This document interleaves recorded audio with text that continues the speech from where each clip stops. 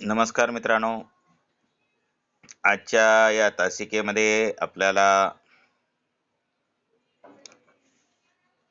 बढतीच्या संदर्भात असलेले जे काही तत्व आहेत, त्या तत्वाच्या संदर्भात आपल्याला चर्चा करायची आहे.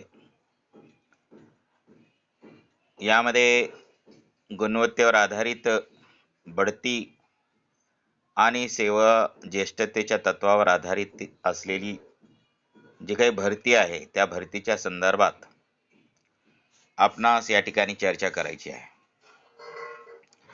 आता यामध्ये पहिलं जर बघितलं गेलं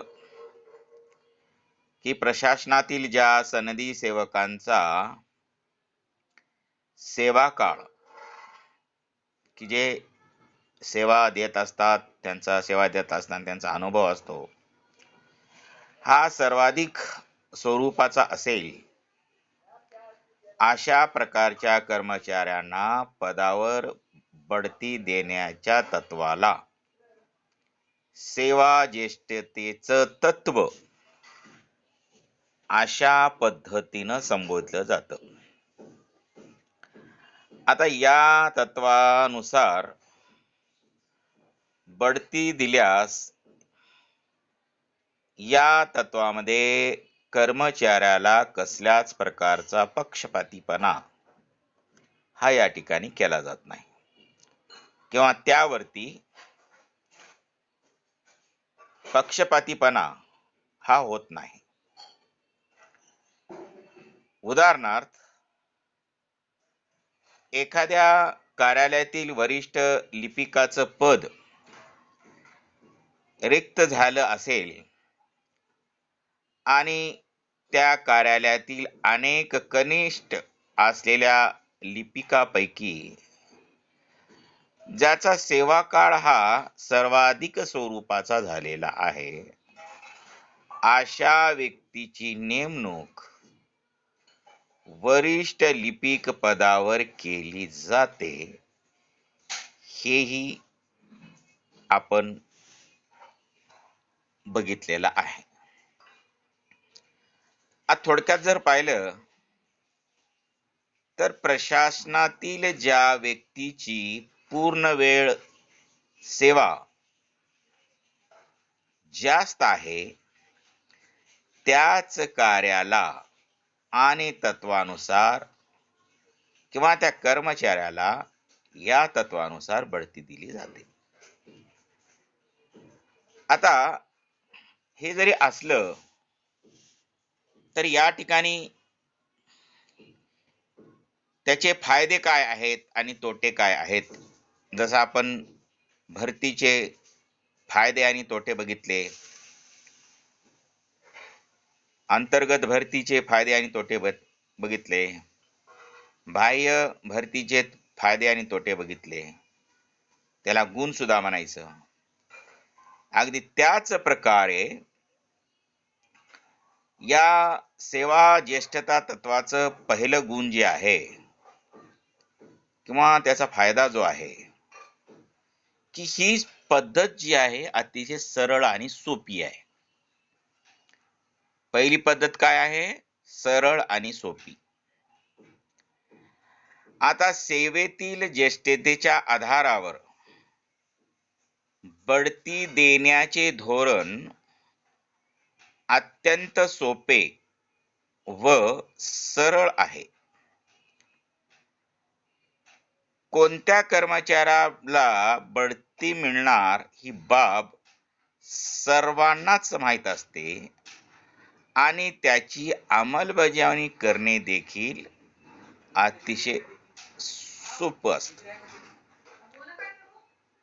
कोणताही कर्मचारी प्रशासकीय सेवेत केव्हा रुजू झाला आहे व त्याने किती वर्ष सेवा केली आहे हे पाहूनच बढती त्या ठिकाणी त्या माणसास मिळत असते किंवा त्या कर्मचाऱ्यास मिळत असते. त्यामुळे बढती देताना स्पर्धेचे अथवा तणावाचे वातावरण या ठिकाणी निर्माण होत नसते. मित्रांनो, हे झालं पहिलं साधं सोपं सरळ असलेला फायदा. आता यामध्ये दुसरा फायदा जो काही दिसून येतो की कर्मचाऱ्यांना बढती देत असताना निपक्षपातीपणे बढती दिली जाते. त्यांच्यामध्ये कसल्याच प्रकारचा पक्षपातीपणा केला जात नाही. त्यामुळे दुसरं तत्व आहे निपक्षपातीपणा. आता सेवा ज्येष्ठतेच्या तत्वानुसार बढती दिल्यास कोणावरही अन्याय होत नाही आणि बढती देताना पक्षपात करून एखाद्या कर्मचाऱ्याचा न्याय हक्क हिरावून घेता येत नाही. ज्येष्ठता तत्वानुसार बढती देताना कोणत्याही प्रकारचा राजकीय दबाव येत नाही आणि ज्या कर्मचाऱ्यांची सेवा जास्त त्याच कर्मचाऱ्याला त्या ठिकाणी बढतीची संधी मिळत असते. अर्थात या ठिकाणी पक्षपातीपणा केला जात नाही. त्याच्या कार्याला आणि त्यांनी त्याचं जे काही मिळणारा हक्क आहे तो हक्क तो त्या ठिकाणी काय करू शकतो, बजावू शकतो. तिसरं फायदा त्यांनी सांगितलेला आहे. हा प्रश्न येतो बरं का, हा 20 मार्काला प्रश्न येतो. आणि तिसरा जो फायदा आहे तो दीर्घ अनुभवाचा फायदा हा प्रशासनाला मिळत असतो. मग तिसरा फायदा काय आहे की दीर्घ अनुभवाचा फायदा. मग अशा प्रकारच्या अनुभवातून माणूस परिपूर्ण हा बनत असतो आणि ज्येष्ठतेच्या तत्वानुसार बढती दिलेली व्यक्ती ही कशी असते, वयाने आणि अनुभवाने अतिशय मोठ्या स्वरूपाची असते. त्यांना मिळालेल्या अनुभवाचा फायदा प्रशासनाला मिळत असतो आणि शासकीय ध्येय धोरणाची अंमलबजावणी करताना अनेक अडचणी येत असतात. त्यावर मात करण्यासाठी ज्येष्ठ व अनुभवी व्यक्तीच्या ज्ञानाचा हा या ठिकाणी काय होतो, फायदा हा होत असतो. आता चौथा फायदा काय आहे? चौथा फायदा ही पद्धत जी आहे ही स्वयंचलित पद्धत आहे. काय आहे चौथा काय फायदा म्हणता येईल की स्वयंचलित पद्धत. आता स्वयंचलित पद्धत म्हणजे काय की या ठिकाणी सेवा ज्येष्ठतेच्या तत्वानुसार बढती देण्याची ही पद्धती ही स्वयंचलित असते. सेवा ज्येष्ठतेप्रमाणे प्रशासनातील सर्व कर्मचाऱ्यांना क्रमानं बढतीची संधी ही मिळत असते आणि त्यासाठी कर्मचाऱ्यांना इतर कोणतेही प्रयत्न या ठिकाणी करावे लागत नाही. सेवा ज्येष्ठता नुसार कर्मचाऱ्यांना ही बढती जी असते ही आपोआप मिळत असते. त्यामुळे भ्रष्टाचारास या ठिकाणी वाव हा दिसून येत नाही किंवा मिळत नाही. आणि त्यामुळे काय होतं, कर्मचाऱ्याचा मनोबल जो असतो हा मनोबल त्या ठिकाणी टिकून राहतो. कारण त्यांना माहित असतं की आपलं जे काही प्रमोशन आहे हे आपला हक्क आहे आणि ते आपल्याला मिळणार आहे. म्हणून लोकमान्य बाळ गंगाधर टिळक म्हटलं होतं स्वातंत्र्याच्या वेळेस, स्वराज्य माझा हा जन्मसिद्ध हक्क आहे आणि मी तो मिळविणारच. म्हणजे हे जे काही आहेत त्या पद्धतीनं कर्मचाऱ्याचे हे हक्क आहेत आणि ते त्यांना मिळतच असतात. आता मित्रांनो, पाचवं जे काही त्यांनी सांगितलेले गुण, हा गुण आहे जुन्या कर्मचाऱ्यांना सन्मान हा या ठिकाणी मिळत असतो. बरोबरच आहे, कारण या ठिकाणी ज्येष्ठतेच्या तत्वाचा जर विचार केला गेला तर ज्येष्ठतेच्या तत्वानुसार जुन्या व अनुभवी कर्मचाऱ्यांना बढतीची संधी ही सहज मिळत असते. साहजिकच नव्याने सहभागी झालेले कर्मचारी जुन्या लोकांचा आदर हे नेहमी करत असतात आणि आवश्यकतेनुसार जुन्या लोकांचे मार्गदर्शनही ते घेतात. या तत्वामुळे जुने नवीन असा संघर्ष हा त्या ठिकाणी निर्माण होत नाही. जो अनुभवी आहे त्याच व्यक्तीला त्या ठिकाणी बढतीची संधी ही मिळत असते, किंवा एखाद्या अनुभवी व्यक्तीला डावलायचं आणि त्याच्या मागून आलेल्या व्यक्तीला, ज्याला अनुभवी नाही, त्याला जर बढती दिली झालेली देत असेल, तर त्या ठिकाणी हा त्या माणसाचा अपमान होतो. अर्थातच सेवा ज्येष्ठता ही या ठिकाणी काय केली जाते, डावलली जात असते. म्हणून हा अशा प्रकारचं गोंधळ, अशा प्रकारची वशिलेबाजी, अशा प्रकारची जी काही अपमानाची बाजू आहे, ही अपमानाची बाजू या ठिकाणी दिसून येत नाही. म्हणजेच जुन्या कर्मचाऱ्यांचा या ठिकाणी मान सन्मान हा मोठ्या प्रमाणामध्ये होत असलेला या ठिकाणी दिसून येतो. आता 6वं जे काही गुण आहे, जो काही फायदा आहे, ती प्रशासनामध्ये शिस्त ही टिकून राहते. काय 6वा काय आहे? शिस्त टिकून राहते. आता या सेवा ज्येष्ठतेच्या तत्वानुसार ज्येष्ठ व्यक्तीलाच बढतीची संधी ही मिळते. ज्येष्ठ व्यक्तीलाच बढतीची संधी मिळते. त्यामुळे त्याच्यात परस्पर द्वेष किंवा गोंधळाच्या परिस्थितीतला अजिबात वाव त्या ठिकाणी असत नाही. या उलट जर आपण विचार केला तर गुणवत्तेच्या निकषावर बढती दिल्यास ज्यांना बढती मिळाली नाही असे कर्मचारी नाराज होतात. काही जण पात्रता नसतानाही वशिलेबाजी किंवा भ्रष्टाचाराचा आधार घेऊन बढती प्राप्त करतात आणि प्रशासनात परस्पर द्वेषाची भावना हे निर्माण होते आणि शिस्त, जी काही शिस्त आहे, ही शिस्त धोक्यात येते. म्हणून केवळ ज्येष्ठतेच्या आधारे बढती दिल्यास प्रशासनातील शिस्त सदैव ही काय राहते, अबाधित राहते. म्हणून या तत्वाला सुद्धा या ठिकाणी, म्हणजे या फायद्यात खूप महत्व या ठिकाणी दिलेलं आहे.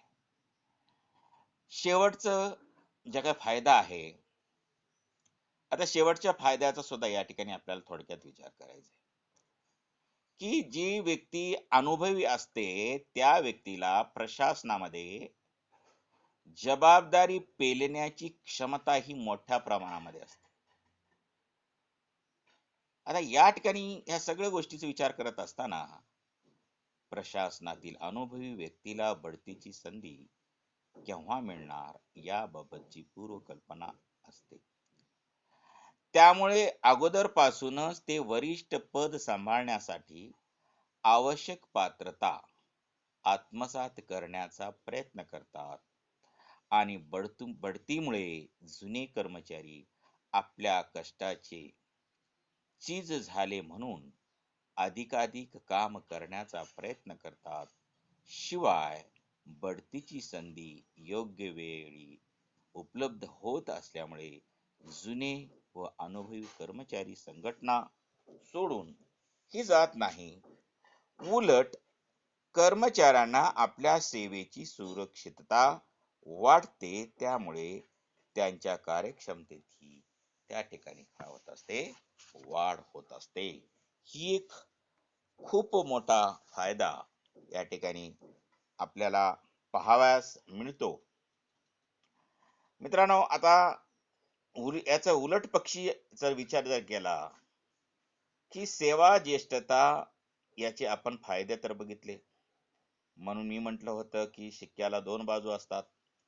ज्या ठिकाणी फायदे असतात त्या ठिकाणी तोटे पण असतात. बरोबर आहे की नाही?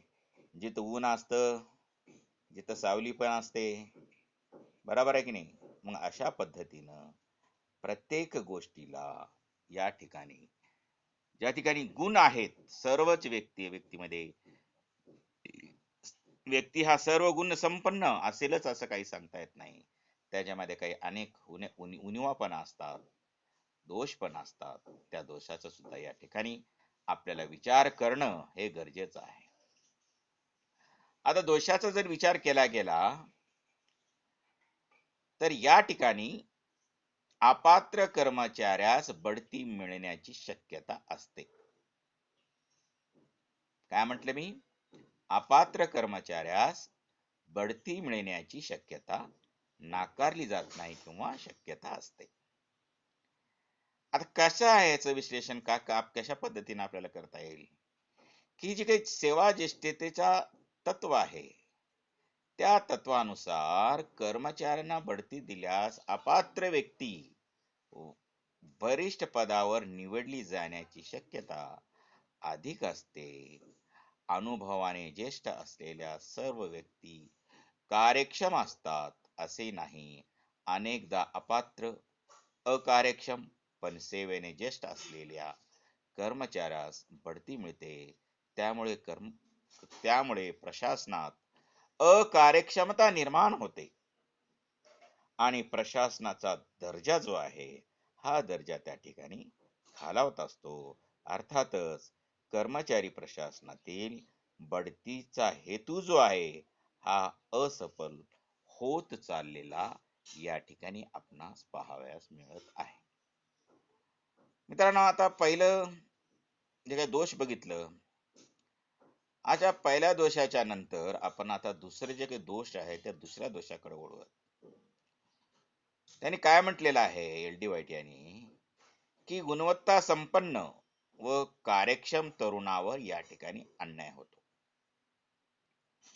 केवळ एखाद्या पदावर अधिक काळ कार्य केल्याने व्यक्ती अनुभवी व कार्यक्षम बनते असे नाही. कारण ज्येष्ठता म्हणजे योग्यता नव्हे.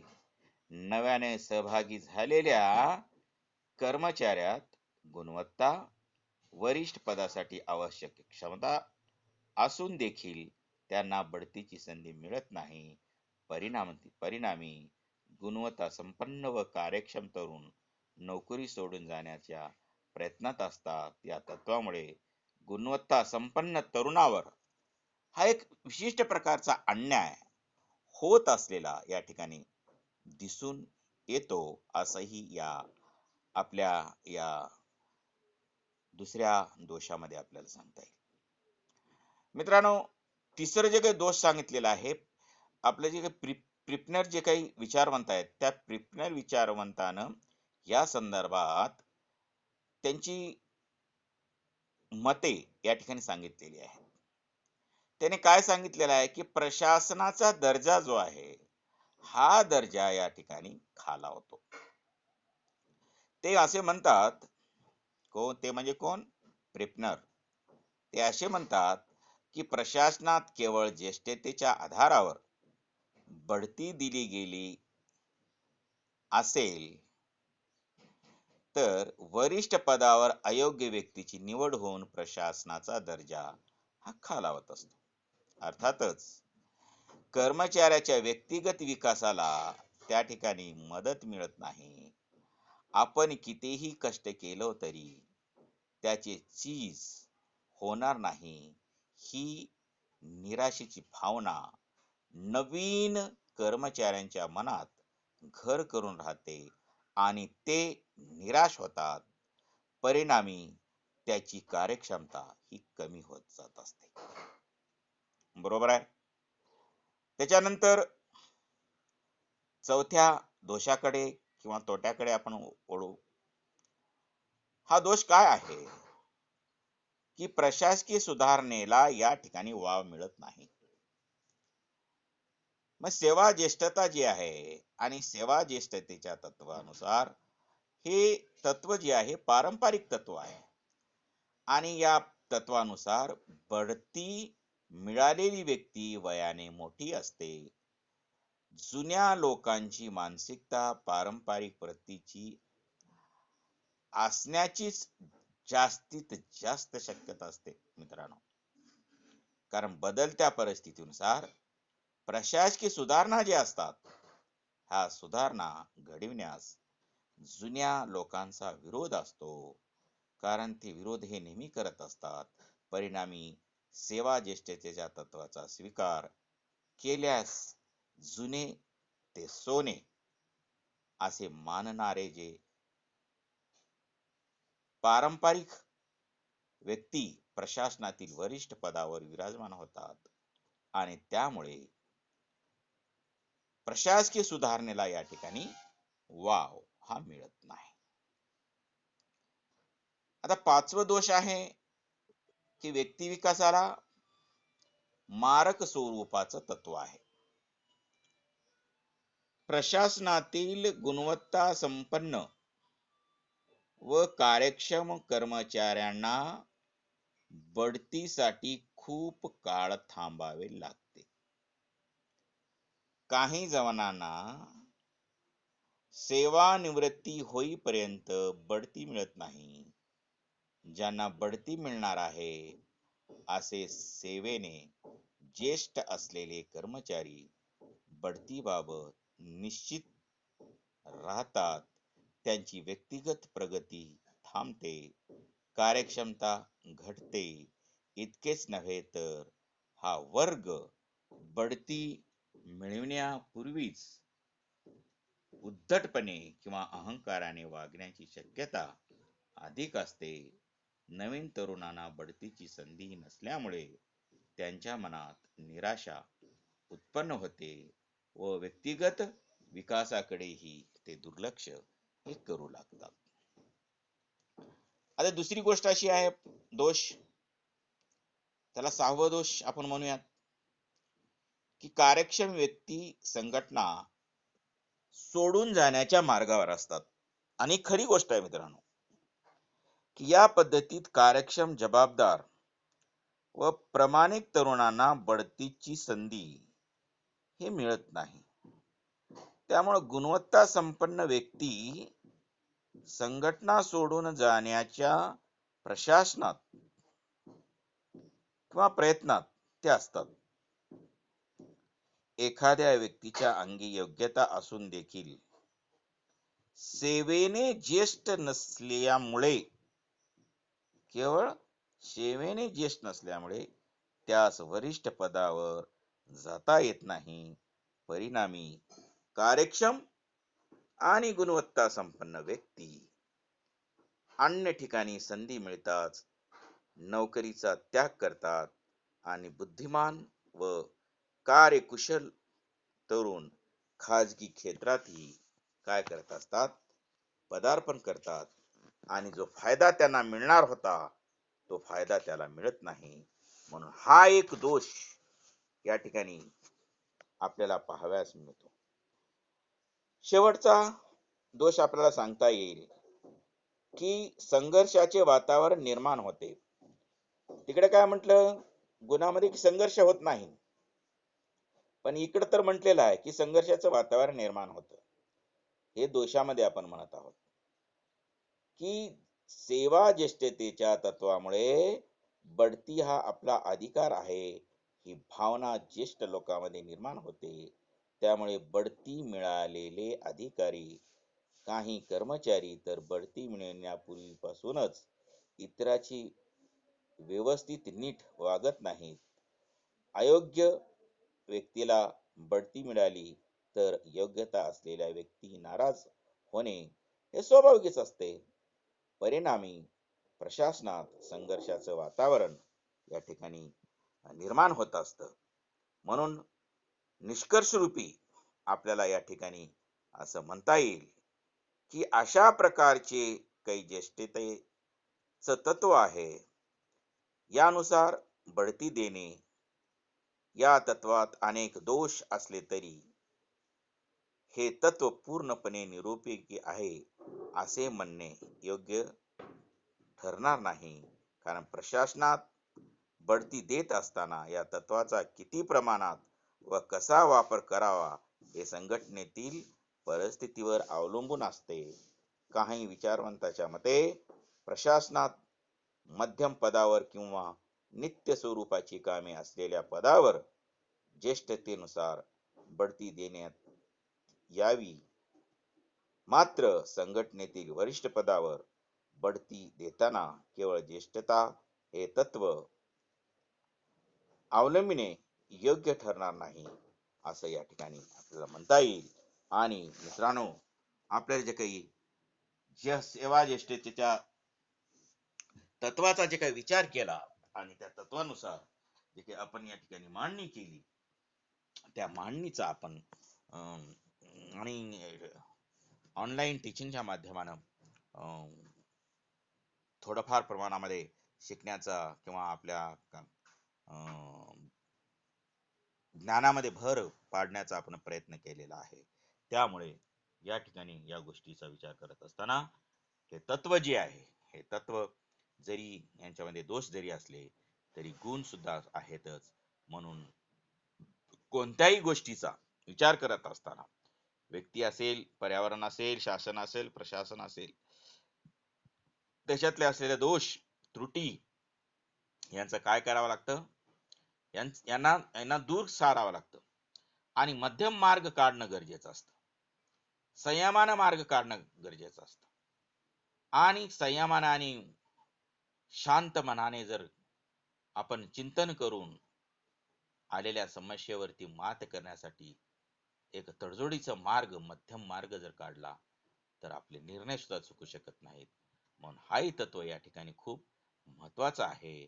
म्हणून आपण या ठिकाणी आजच्या या क्लासमध्ये सेवा ज्येष्ठतेचं जे काही तत्व आहे, हे तत्वाचे असलेले गुण आणि त्याचे दोष आपण या ठिकाणी पाहिलेले आहेत. म्हणून आजचा पिरियड आपण या ठिकाणीच थांबूयात आणि उद्याच्या पिरियडमध्ये गुणवत्तेवर आधारित असलेली जी काही बढती आहे, त्या बढतीचे गुण आणि दोष हे आपल्याला पाहावायचं आहे. कारण हेच दोन संकल्पना या ठिकाणी दिलेल्या आहेत. मी काल सिलेबस पाहिलं आणि हे दोन तत्व शिकल्याच्या नंतर आपल्याला सेवानिवृत्ती जी आहे, रिटायरमेंटच्या संदर्भात शेवटचं प्रकरण आहे आणि त्या प्रकरणामध्ये या सर्व गोष्टीचा आपल्याला काय करायचं आहे, विचार करायचा आहे. म्हणून इथे आपण थांबूयात. धन्यवाद.